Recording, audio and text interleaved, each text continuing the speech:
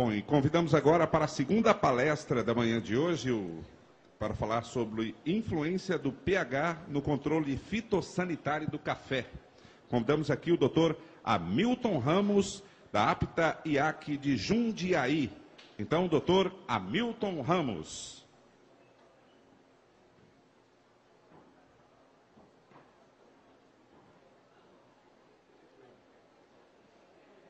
Bom dia a todos.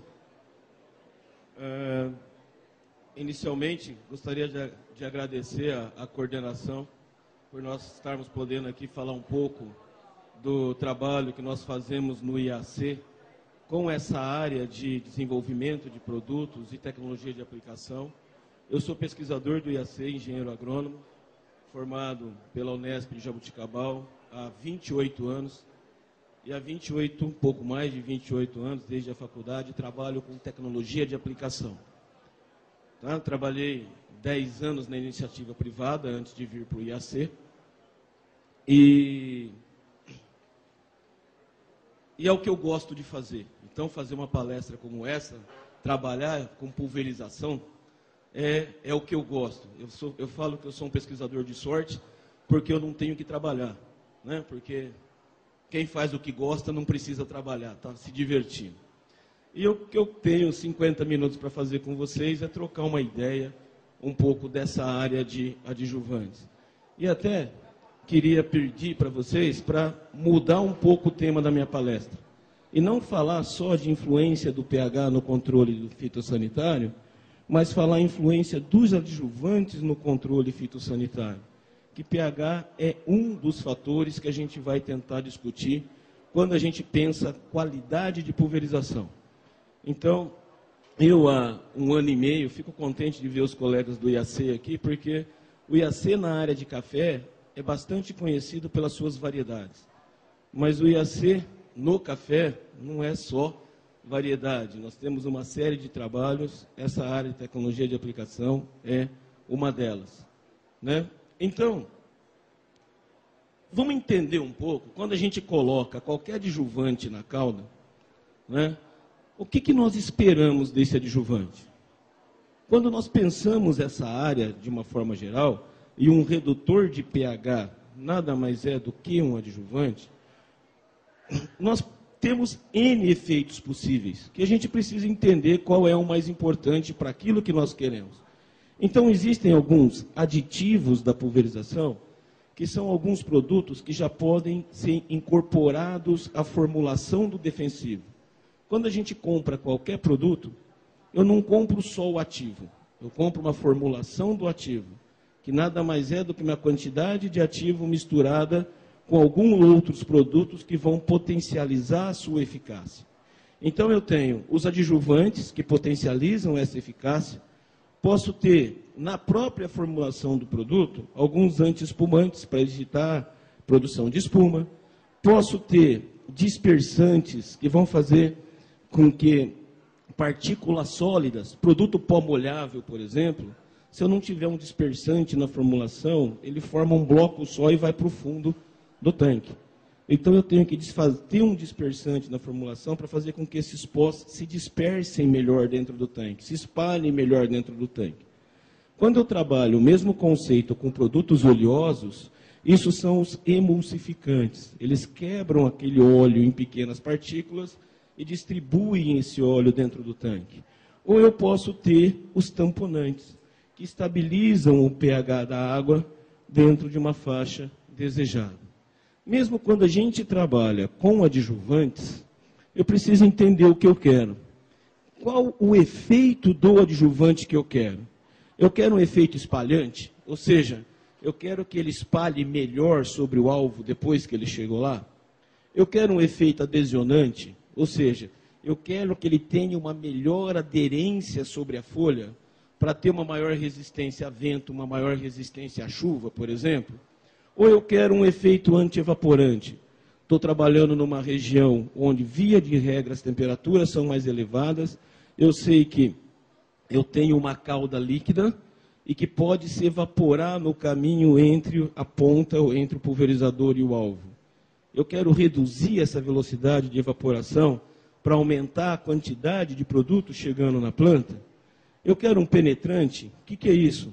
São produtos que aumentam a velocidade de penetração dos produtos sistêmicos. Então, eu posso colocar alguns adjuvantes, por exemplo, que aumentam essa velocidade de penetração. Aumentando essa velocidade de penetração, o produto age mais rápido e age com mais eficiência. Ou eu quero um efeito quelatizante, ou seja, eu quero que ele sequestre íons dessa cauda e impeçam que esses íons interfiram na eficácia daquele ativo. Olha a quantidade de coisa que a gente tem que pensar quando trabalha, ou que pode pensar quando trabalha um adjuvante. E a gente pensa única e exclusivamente no efeito tamponante, ou seja, em redução de pH.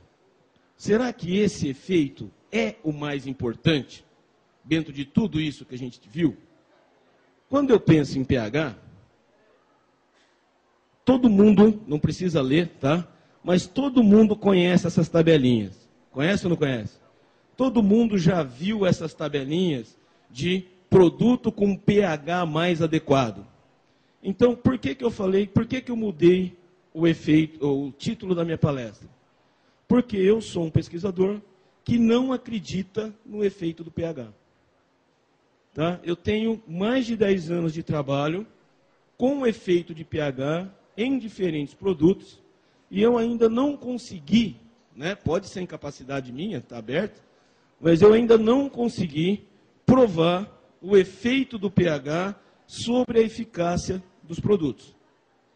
Então, eu como pesquisador, vou começar a acreditar nessa tabelinha o dia que qualquer um de vocês me responder só 2 perguntas.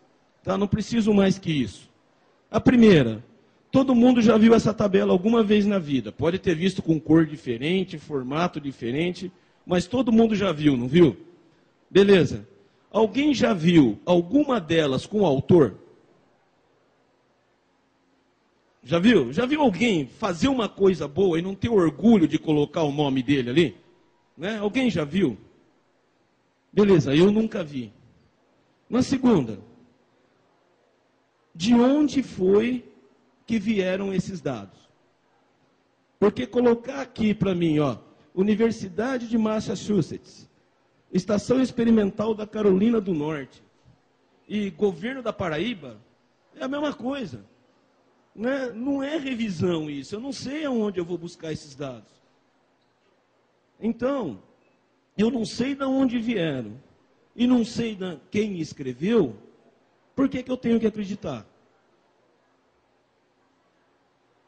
Segundo, na literatura, vocês conhecem algum trabalho científico, pelo menos um trabalho científico, tá? Comprovando o efeito do pH sobre diferentes produtos? Eu conheço pelo menos 8 teses de mestrado e doutorado, da qual eu já fui banca, e em 100% delas o efeito foi negativo. Tá? 100%. Eu não conheço nenhum trabalho. No fim eu vou colocar meu e-mail, se vocês conhecerem algum, eu gostaria de ter esse trabalho para poder analisar. Porque eu efetivamente não conheço. E tem mais. Algumas tabelinhas também não precisa ler, é só para trazer na memória, né? Mas algumas tabelinhas, além do pH ideal, elas se esmeram na qualidade. Também não tem autor. E também não tem fonte. Tá? Mas elas se esmeram na qualidade no seguinte sentido. Elas trazem também o que acontece com a degradação do produto se você não estiver trabalhando no pH ideal. Vocês já viram isso, não viram? Beleza. Essas tabelinhas, do jeito que estão, são um dos maiores comprovantes da minha teoria. Né? Quer ver por quê? Tem um produto que ele saiu há pouco tempo do mercado, era um fungicida, saiu há pouco tempo do mercado por problemas toxicológicos, de toxicidade crônica, tá? E não por problemas de controle. O que é o Benomil. Vocês conheceram o famoso Benlate? Né? É um produto que ficou muito pouco tempo no mercado. Deve ter dado uns 35 anos por aí, né? 40 anos por baixo. Aí eu faço a seguinte pergunta. Vamos considerar 30 anos que esse produto ficou 30 anos no mercado. Só. Beleza.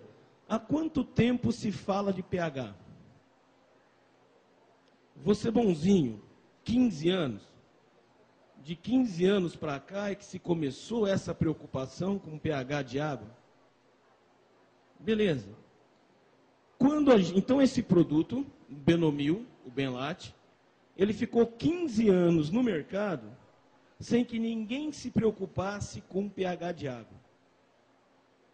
Quando a gente pega essas tabelinhas e analisa, olha aqui, ó, Benomil, Benlate, pH ideal 5, vida útil dele a pH 7, 12 minutos. Quem é que consegue jogar o fungicida no tanque, fazer a aplicação em menos de 12 minutos? Pouca gente? Beleza. Então esse produto era para ter dado um pau, era para ter dado um problema de controle muito grande. E um produto que dá um problema de controle extremamente grande, né? Porque, para aqueles que não sabem, pH 7 é o pH da água pura. Tá? pH da água natural, aliás, a Organização Mundial de Saúde considera normal o pH da água potável entre 6 e 8. Então, o pH da água potável varia dentro disso. 7 está lá, é o pH da água pura. Beleza. Vocês acham que um produto ficaria 15 anos no mercado sem que ninguém se preocupasse com pH de água, degradando em 12 minutos com pH 7? Eu acho que não. Tá? Mas vai da opinião de cada um. Segundo produto, que foi muito usado em café, pelo menos na época que eu entendia de produto, hoje eu entendo de tecnologia de aplicação. Se vocês perguntarem para mim que produto é bom para bicho mineiro, eu vou recomendar vitamina. O bicho vai ficar forte, corado, né, sarado. Não entendo de produto para controle. Vocês me dão o produto que vocês querem aplicar, forma de funcionamento, nós vamos discutir como aplicar melhor isso. E adjuvante vem, o estudo de adjuvante vem dentro dessa melhor forma de aplicação. Mas Dicofol foi um produto muito utilizado principalmente para controle de ácaro na cafeicultura. Né? Principalmente quando eu tinha um descontrole de ácaro vermelho, era muito comum entrar com Dicofol. Dicofol é outro produto que deve estar no mercado ainda, se não tiver, saiu agora. Quando eu me formei, ele já era um princípio ativo velho. Né? Não que eu tenha me formado há muito tempo, mas ele já era bastante antigo. Beleza. Dicofol é muito melhor que o Benomil, porque o Benomil degrada em 12 minutos, ó, ele degrada em 15. Ele é muito melhor que o Benomil. Então, quando a gente ouve uma informação, nós temos que começar a raciocinar sobre ela. Então, se eu tenho os aditivos da pulverização, e dentro dos aditivos eu tenho os tamponantes, a minha pergunta para vocês é a seguinte: uma empresa, entre a fase de desenvolvimento do ativo até o registro dela, isso leva cerca de 10 anos, tá? E a empresa gasta pelo menos 150 milhões de dólares no desenvolvimento de um ativo, até esse ativo chegar no mercado. Tá? Bom, nesses 10 anos, a empresa que está desenvolvendo conhece a interferência do pH sobre a eficácia desse ativo, obviamente. Se ela sabe que aquele ativo age melhor numa determinada faixa de pH, por que é que ela não colocaria um tamponante na formulação, estabilizando isso dentro de uma faixa de pH que ela sabe que é adequada para o produto dela, e deixaria isso na mão do produtor, para o produtor fazer isso, correndo o risco de ele não fazer adequadamente e de interferir na eficácia do produto que ela está vendendo. Qual que é a razão lógica para que isso acontecesse? Então, vamos começar pensando a palestra, vamos começar pensando o tema da seguinte forma. Se vocês têm problema de pH na aplicação, procura onde está o problema, porque não é no pH. Tá? Não é no pH. Hoje, pH virou uma coisa tão prática que se vocês reclamarem com alguém que o produto não foi eficaz, e o sujeito chegar lá com uma fitinha de tornassol, colocar lá no poço, deu 8, o cara não quer saber nem se tem pulverizador na fazenda, já descobriu o problema. Tá? E aí eu estou me preocupando com o mosquito e estou deixando passar um elefante. Então, não é por aí. Óbvio, se vocês falarem para mim o seguinte, Hamilton, mas se eu misturar um hidróxido de cobre, por exemplo, hidróxido, a hora que eu jogar na calda, o pH vai lá em cima, e depois jogar um produto que sofre hidrólise alcalina, não vai interferir? Vai. Mas aí não tem nada a ver com o pH da água, aí é incompatibilidade de produto, tá? Que não tem nada a ver com o pH da água. Então aí eu tenho que buscar formas para minimizar a incompatibilidade entre produtos que eu estou colocando dentro do tanque. É outra forma de ver a coisa. Mas se eu chegar lá, colocar o papelzinho de tornassol e deu 9 o pH da água, isso não quer dizer que aquela água é inapta para a aplicação de qualquer produto. Tá? Ótimo, se eu fosse falar só de pH, minha palestra tinha terminado aqui. Mas vamos discutir algumas coisas que são importantes e que a gente não está preocupado. Entre eles são os quelatizantes. Muitos dos redutores de pH colocados hoje no mercado, eles são à base de algumas moléculas de fósforo, que ele tem não só o efeito de reduzir o pH, mas também de quelatizar alguns íons que estão nessa água. E isso pode ser importante. Uma das formas que o quelatizante pode ser importante são em propriedades onde a gente tem a água dura. E outra coisa, né? Vamos pensar em qualidade química da água.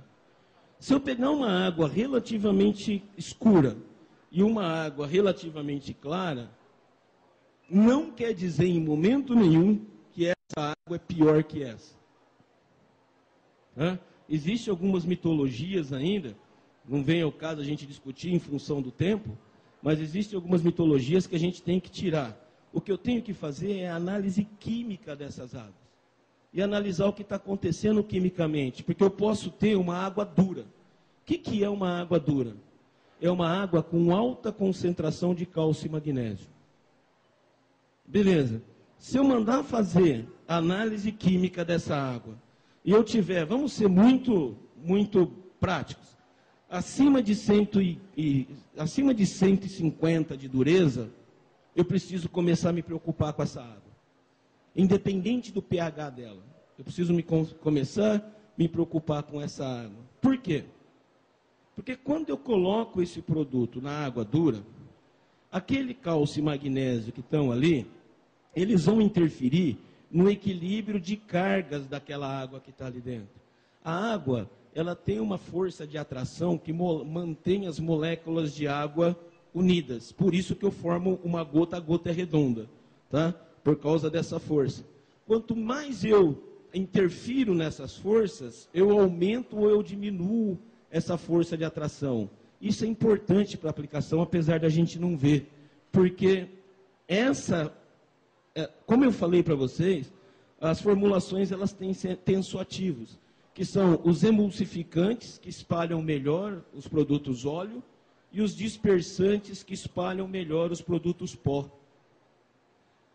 Esses tensoativos, eles agem nesse equilíbrio de carga. Se eu tenho equilíbrio de carga alterado, o tensoativo não age direito. Se o tensoativo não age direito, o produto não distribui adequadamente dentro do tanque. Se o produto não distribui adequadamente dentro do tanque, eu não distribuo a mesma quantidade de produto ao longo do hectare. eu interfiro na eficácia do produto que eu estou aplicando. Pode piorar se esse tensoativo ele for sal de sódio e potássio, ele for aniônico. Por quê? Porque aí o sódio e potássio, eles reagem com o cálcio e magnésio. Aí não só interfere na eficácia, ele tira o tensoativo do sistema. Ele forma precipitado, ele forma floco. Aí não é que ele está prejudicado, ele não tem o tensoativo no sistema. Eu tenho essa dispersão extremamente prejudicada dentro do tanque. E aí eu vou interferir na qualidade da aplicação. Também, eu preciso entender essas algumas características. Porque se eu tiver uma água mais escura, com uma dureza total de 73, e uma água de poço com uma água de 16, para quem não entende, vai chegar para vocês, nossa, olha como eu melhorei a dureza da água. Não, se eu sei que com 150, até 150 eu não tenho problema. Eu estou com uma água de 70 e uma água de 15, vai ter diferença? Não. As duas têm a mesma qualidade na hora de eu fazer a aplicação do produto que eu estou trabalhando. Muito bom. Também é importante analisar as quantidades dos produtos individualmente. Principalmente se vocês trabalham numa região e vocês têm sistematicamente problema de controle, de tempo de controle, e desconfiam que a água é o responsável por aquilo. Tá? É extremamente fazer uma análise da água e não adianta, vocês não vão encontrar em lugar nenhum, em trabalho nenhum, alguma coisa do tipo assim, olha, manganês, eu tenho 1,16 miligrama por litro. Aí eu vou lá procurar uma tabelinha e falar assim, olha, acima de 2 miligramas ele interfere e abaixo de 2 miligramas ele não interfere. Vocês não vão encontrar isso em lugar nenhum. Por quê? Eu caí de 8.000 para 400, agindo em cima do mesmo litro de produto. Beleza, com 400 a água pode ser imprópria, mas com 20 ela pode ser própria para aplicação. Por isso que vocês não vão encontrar esse termo. Então, minha recomendação é, se vocês acreditam que o problema do não controle pode ser a água, pegue uma amostra de água, da onde vocês têm dúvida, e peguem pelo menos 4 a 5 amostras de áreas próximas, onde vocês sabidamente não têm problema na eficácia do produto. Pegue essa análise e analise elemento por elemento e procure aquele que está fora da curva. Ou seja, qual é aquele que difere na minha amostra que eu tenho mais do que eu tenho nas outras 4? Ótimo, aquele elemento pode ser a causa do insucesso da sua aplicação. Para aquele elemento, eu vou precisar de um quelatizante. Tá? E quando o quelatizante também é importante? É muito comum, alguns fungicidas principalmente, né, e alguns inseticidas, eles se ligam a alguns elementos químicos, principalmente manganês, alumínio, ferro, é muito comum. Só que alguns desses produtos, nós normalmente adicionamos propositadamente dentro do tanque. Por exemplo, quem é que não faz adubação foliar? Todo mundo? E quando eu vou fazer adubação foliar, é mais barato fazer a adubação foliar com sais diretamente no tanque? Ótimo, eu estou jogando um monte de sal dentro desse tanque. Estou jogando um monte de íon que está passível de reagir com o produto. Aí eu jogo um fungicida lá dentro. Aí eu jogo um acaricida lá dentro. Qual estudo eu tenho para saber a interferência daqueles produtos que estão dentro do tanque, naquele acaricida ou no fungicida que eu estou aplicando? Posso ter problema? Pode. Tá? Pode. Então, se trabalhar com produtos quelatizados, ou se eu trabalhar com adubos foliares sais, mas trabalhar com um adjuvante que seja quelatizante dentro do tanque, inativando, mantendo aqueles produtos na cauda, mas inativando, tornando eles não reativos, antes de colocar o produto, eu posso aumentar significativamente a eficácia dos produtos que a gente está usando. Tá? E essa é uma ação importante, muito pouco trabalhado na agricultura. Outra ação importante é a ação espalhante, que vai permitir que o produto, quando eu trabalho com espalhante, via de regra, eu reduzo a tensão superficial da água, faço com que ela se espalhe mais sobre a superfície, aumentando a cobertura, que é o objetivo final da aplicação. Então, né, essa é a fórmula de Corchi, não precisa decorar, só precisa entender. Né? Isso aqui é 4 horas de aula no curso de especialização em café lá no IAC, só para o pessoal entender essa fórmula. Mas é isso, ó, o objetivo final é a cobertura do alvo, é isso que eu busco. Eu tenho 5 fatores para trabalhar para aumentar a cobertura do alvo. Volume, quanto maior o volume, maior a cobertura. Taxa de recuperação, ou seja, quantos % daquilo que eu estou aplicando, eu estou sendo eficiente em deixar em cima do meu alvo, né? Ou seja, como eu posso fazer para reduzir desperdícios.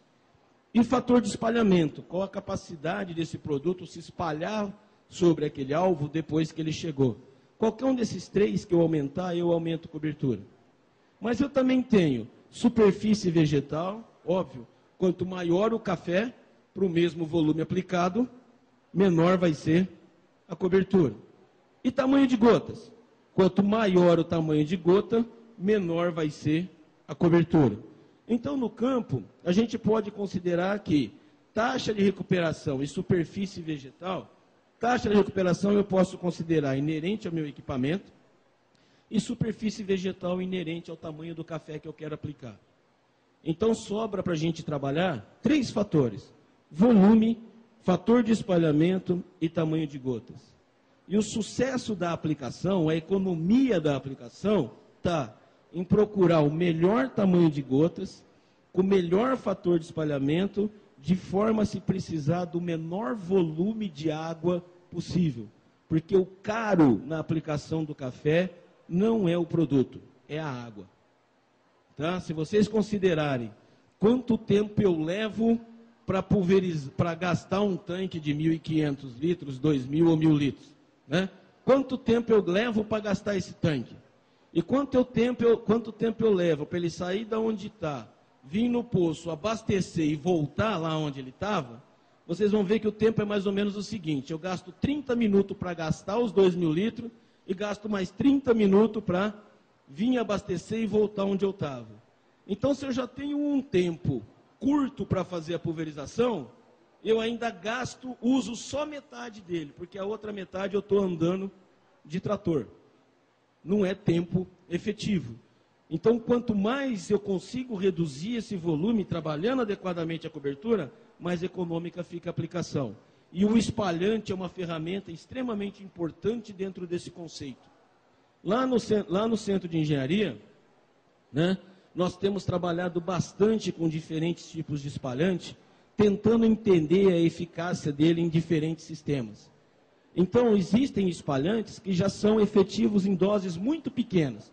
Mas o importante de entender é, todo espalhante, ele tem uma dose mínima e uma dose máxima. Função de espalhante é quebrar a tensão superficial. Ele começa a quebrar na dose mínima e termina na dose máxima. Se essa dose máxima aqui, por exemplo, é 1 litro por tanque, se eu usar 5 litros por tanque, eu só aumento o custo, mas eu não aumento a eficácia dele. Então é importante eu saber aquilo que eu quero. Outros espalhantes já têm curva diferente, eles começam a agir numa dose maior, terminam numa dose maior. A dose de um não pode ser igual à dose do outro. Eu preciso cobrar o meu representante, com quem eu estou trabalhando, quais são essas 2 doses para a cultura do café. E por que isso é importante? Né? É importante por causa disso, olha. Lá no Centro de Engenharia, nós fazemos espalhamento dessa gota em diferentes superfícies vegetais. Nós trabalhamos com isso. E isso é feito o seguinte: nós fazemos gotas sempre de mesmo tamanho, com o mesmo volume, em diferentes superfícies vegetais, aplicando as doses de espalhante com um corante. E depois o que a gente analisa é qual a área da mancha resultante em cima daquela superfície foliar. Então, só para vocês entenderem, tá? Isso aqui é uma gota de água. Olha a água, o contato que ela tem com a folha e o contato que ela tem externo. Isso por quê? Alta tensão superficial. Quando a gente quebra a tensão superficial, é isso que a gente começa a fazer. Mas aí, eu tenho que tomar um cuidado a hora que eu vou usar espalhante.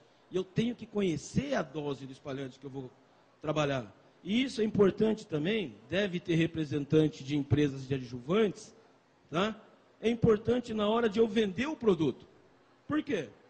Hoje, né, deve ter estudante de agronomia, deve ter pessoal da área de desenvolvimento de produtos, né? Se eu vou fazer um campo demonstrativo, eu quero mostrar para o produtor que o produto é bom. Como que a gente aprende na escola? É fácil. Você chega no... O importante é você usar o equipamento nas condições que o produtor está usando. Correto ou não? Eu só posso variar uma coisa. Se eu só posso variar uma coisa, eu vou chegar lá, vou montar meu campo de que forma?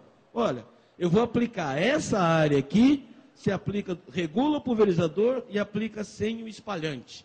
Nessa área do lado, coloca o espalhante e aplica com o espalhante, a gente vai analisar o resultado depois. É assim que monta campo ou não? É, né? É assim que a gente aprende. É assim que deve ser? Jamais. Por quê? Olha o espalhamento proporcionado, todas as gotas têm o mesmo tamanho, são feitas com micropipetas, todas as gotas têm o mesmo volume. Beleza. Olha o espalhamento de 4 gotas. Olha o espalhamento de 4 gotas, aumentou um pouquinho? Olha o espalhamento ou a cobertura por 4 gotas, aumentou um pouquinho mais? Olha o espalhamento por 2 gotas. E olha o espalhamento por 2 gotas. Vamos lá. O espalhamento aqui, situação 1, é diferente daqui, situação 2? É ou não é? Beleza. Importante para mim é padronizar volume de aplicação. Por isso que eu não posso padronizar volume, eu tenho que padronizar cobertura. Aí eu chego no produtor, o volume que ele está usando é esse aqui. Essa é a cobertura que ele tem. Aí eu chego, só vou mudar o espalhante. Eu vou tirar esse espalhante e vou colocar esse aqui. Lá tem 4 gotas, aqui tem 2. Então, para eu chegar no volume que eu tenho lá atrás, o que eu tenho que fazer aqui? Colocar mais 2 gotas. Se eu colocar mais 2 gotas aqui, vai acontecer o quê? Escorre. Se escorre, a quantidade de ativo parando na folha é menor. Se a quantidade de ativo parando na folha é menor, o controle é pior. Uma droga esse espalhante, não é? Aonde eu usei, o controle foi pior. Ou seja, enquanto o volume foi importante para mim, eu estou jogando fora ferramentas como essa, que permitiriam eu trabalhar a mesma área, com metade do volume, tendo um controle maior, porque a cobertura aqui é maior do que naquela situação antiga. E se eu padronizar volume, eu não consigo enxergar isso.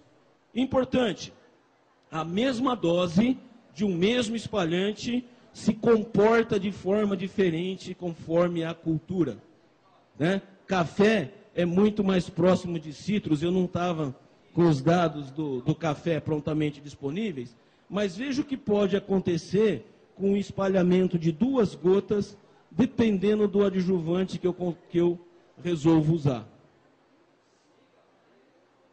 Tá? Os volumes de aplicação são exatamente o mesmo, mas o resultado biológico, o resultado de cobertura dessas aplicações são totalmente diferentes. Então, quando eu resolvo usar um espalhante, é isso que a gente tem que analisar. E cuidado, né? Alguns espalhantes, aquele que eu mostrei, se você considerar em relação à água pura, você pode ter uma área até 7 vezes maior. Cuidado com o escorrimento quando se trabalha o espalhante. Tem alguns trabalhos desde a década de 80, principalmente com a cultura de citros, dizendo que espalhante não funciona com a cultura de citros, né?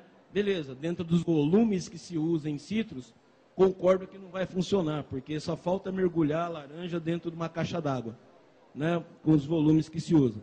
Café é diferente. Café nós temos muito espaço para trabalhar a tecnologia dentro do café.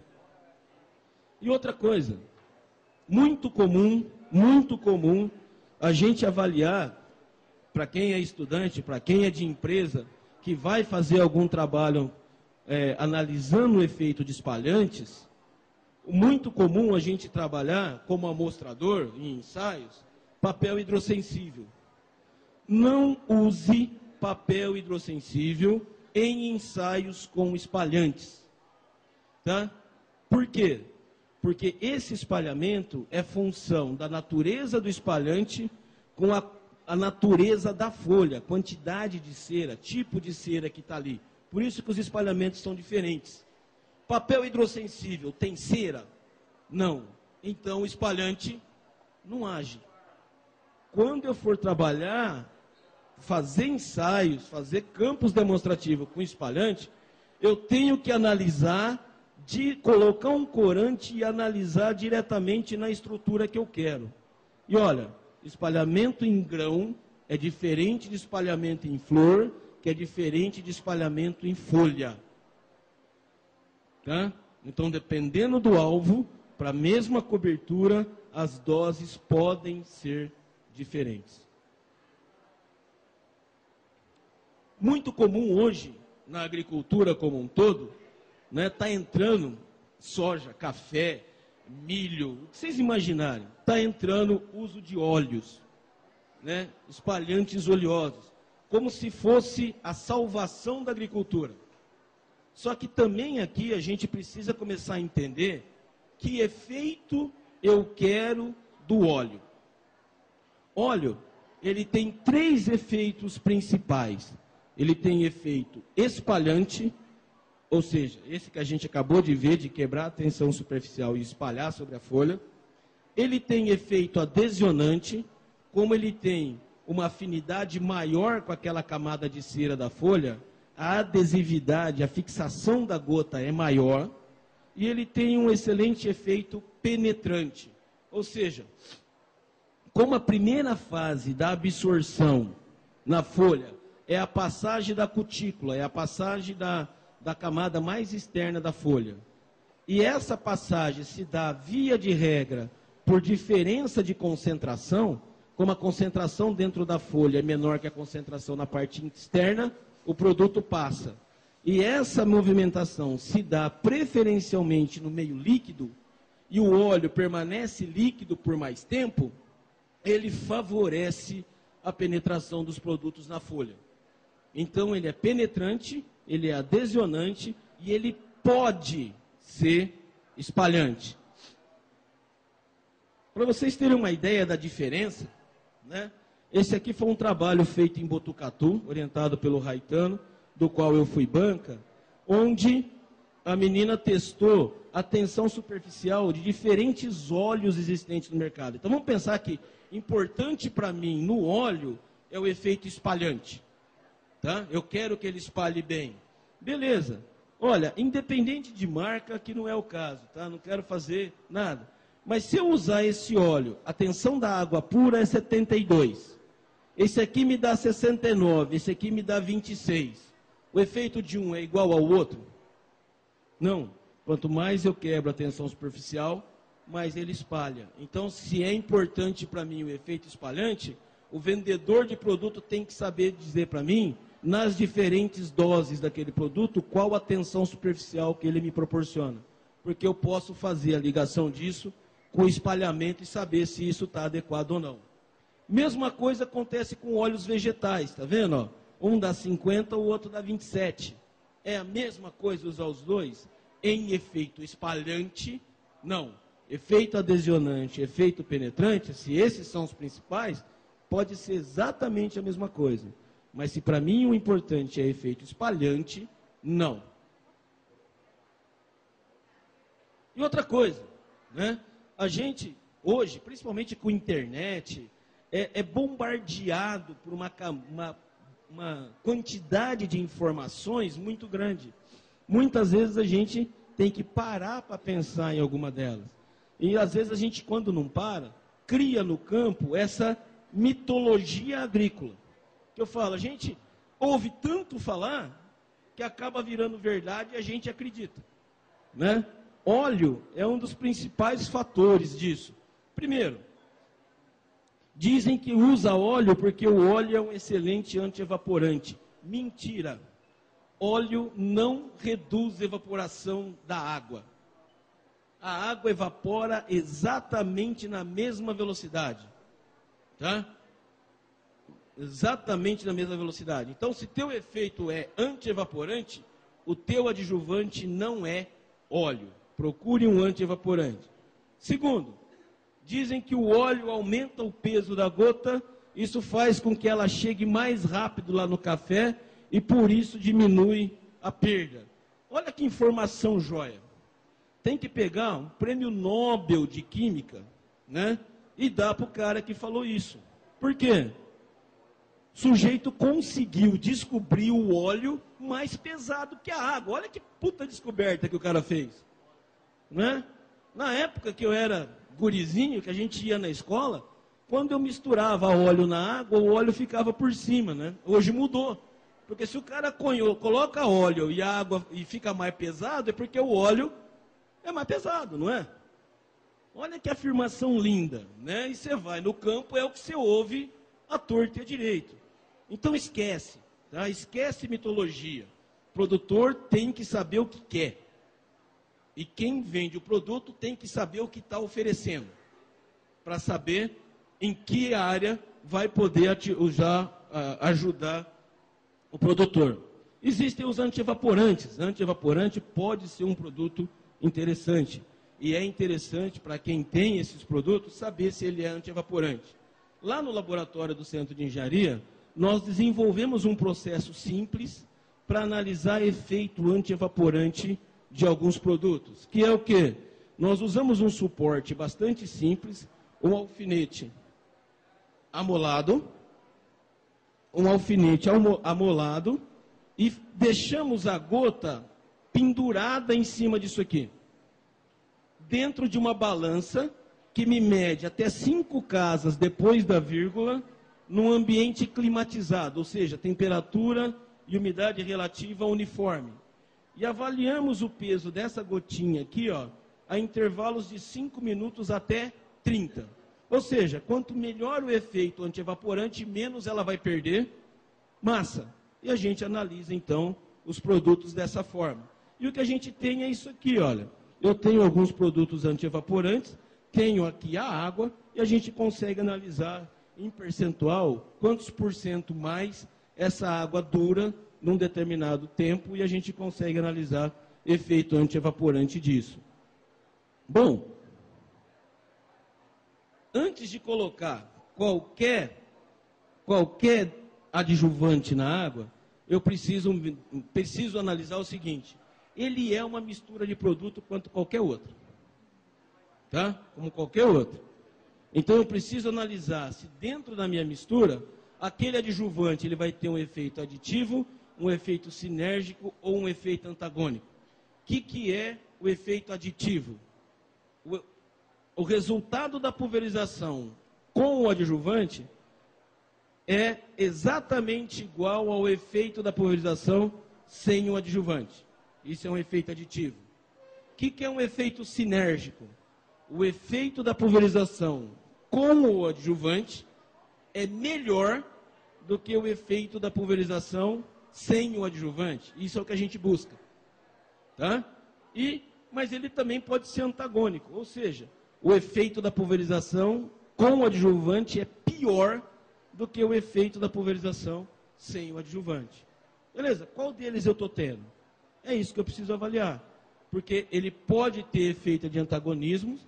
Antagonismo se mostra principalmente através da formação de precipitado ou de flocos, mas nem sempre dessa forma.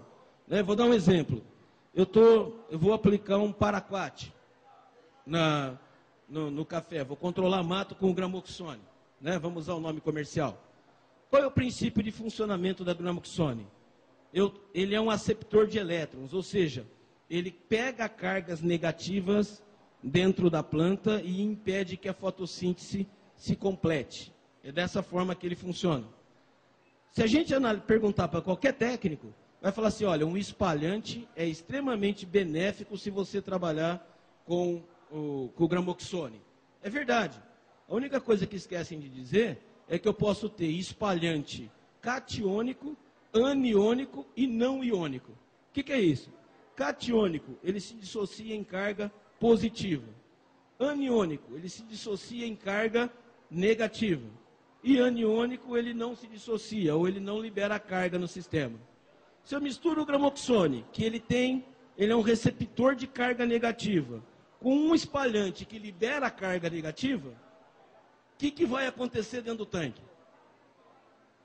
Eu já matei meu produto antes de fazer a aplicação. Antes de fazer a aplicação, simplesmente porque a informação importante que eu tinha é importante usar espalhante, mas nunca ninguém me disse que tipo de espalhante a gente tem que usar ali. Bom, dentro do IAC, já há alguns anos, nós temos um trabalho bastante forte, trabalhando qualidade desses adjuvantes. Por que esse trabalho se tornou importante? Porque hoje no Brasil, um adjuvante, para você registrar ele no Ministério como adjuvante, ele tem as mesmas necessidades de um registro de agrotóxico. É extremamente caro. Tem até necessidade de ensaio de eficácia, como se o espalhante fosse eficaz em controlar alguma coisa, né? Na prática, então, o que as empresas fazem para facilitar isso? Registram isso como adubo foliar. Quando ela registra aquilo como adubo foliar, não quer dizer que é ruim, mas também não quer dizer que é bom. O produtor perde essa informação. Por quê? Porque adubo foliar não tem necessidade de ensaio. Tem só necessidade de comprovar níveis de elementos em determinadas formulações. Então, eu compro como um espalhante, né? Eu compro como um adubo foliar, mas como compro